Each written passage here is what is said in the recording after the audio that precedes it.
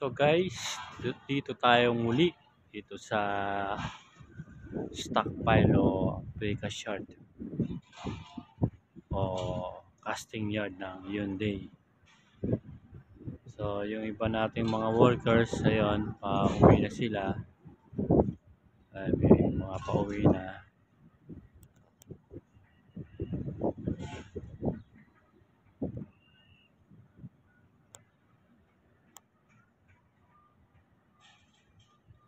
So guys, subscribe kayo sa aking YouTube channel, Melbs TV, ang inyong lingkod.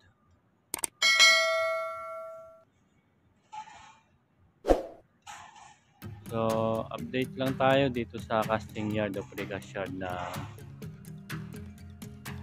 Hyundai. Kung ano yung mga progress dito, ano na naging development.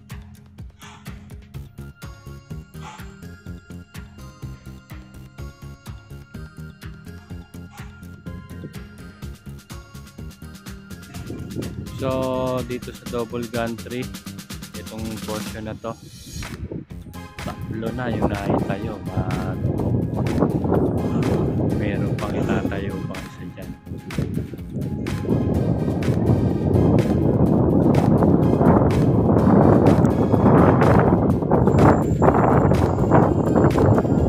Tapos yung mga parte ng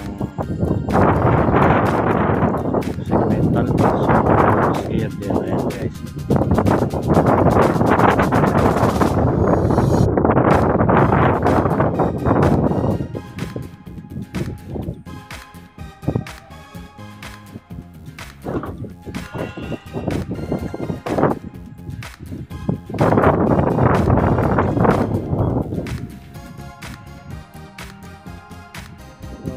Pagka naitayo na tong isang double gantry na yan, magiging 4 na yan. Tapos itong portion na to,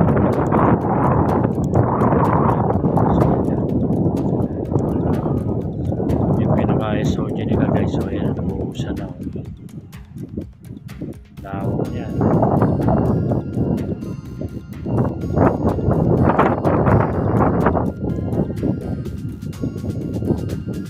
Yun yung mga box girder, yung mga molde. Ayan o.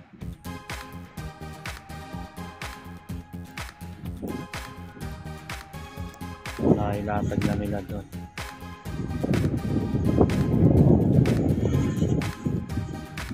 Meron pa rin yung portion na hindi pa nabubusan yung SOG.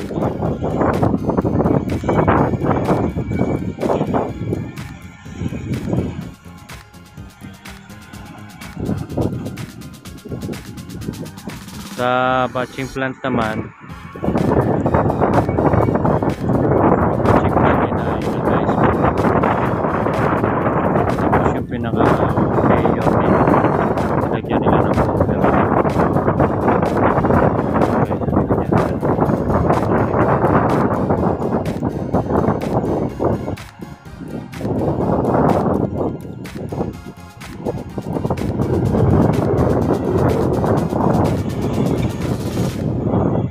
Guys, ang daming ano rito, mga delivery, mga ano yan, mga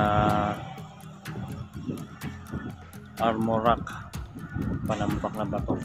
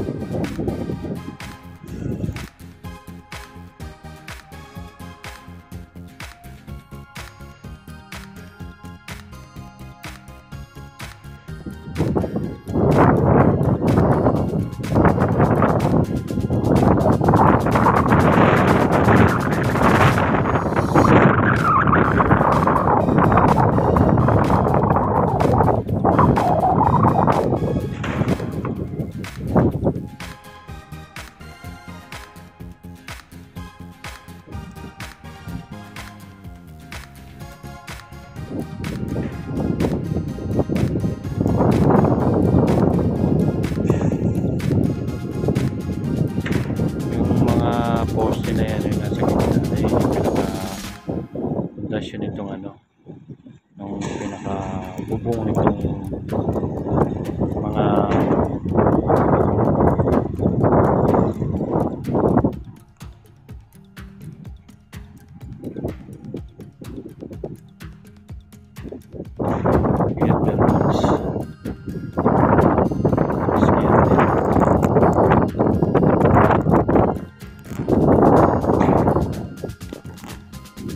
napakalaki ng naging development dito, naging progress. Tapos sa kabila na yun, mga heavy equipment pa tayo. Nandun yung mga ibang heavy equipment na sa likod. So ito namang pinaka warehouse na to, yung pinakabubong papunta na rin dito sa portion na to.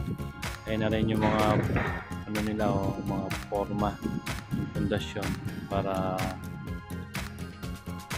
papunta rito.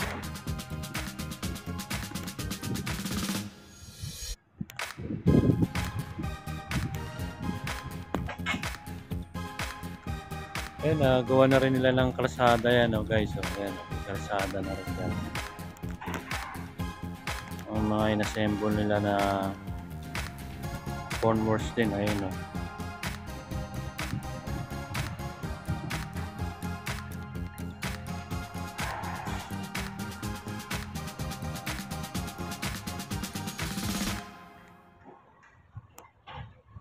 So, ang laki naging development nila dito.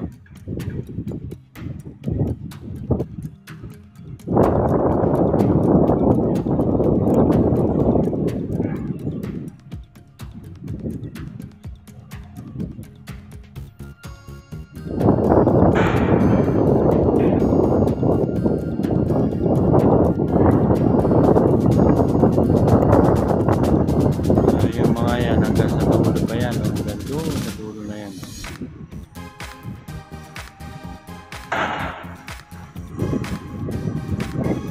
Meron doon silang formworks doon, ayun, mga bakal. Tapos meron pang nakakarga doon sa pinaka trailer.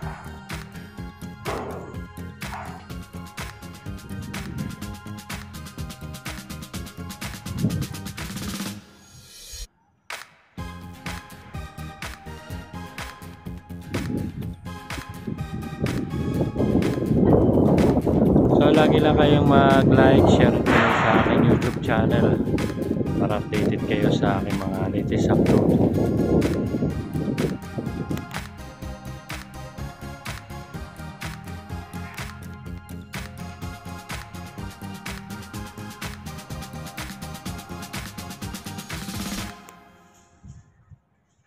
Doon sa pinakalikod doon may mga heavy equipment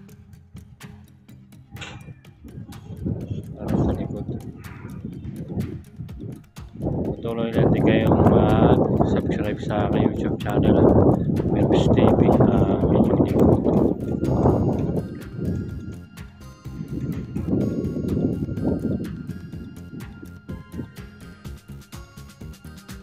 Ayan, portion na yan ang pinakabubong ng pinaka-warehouse na yan.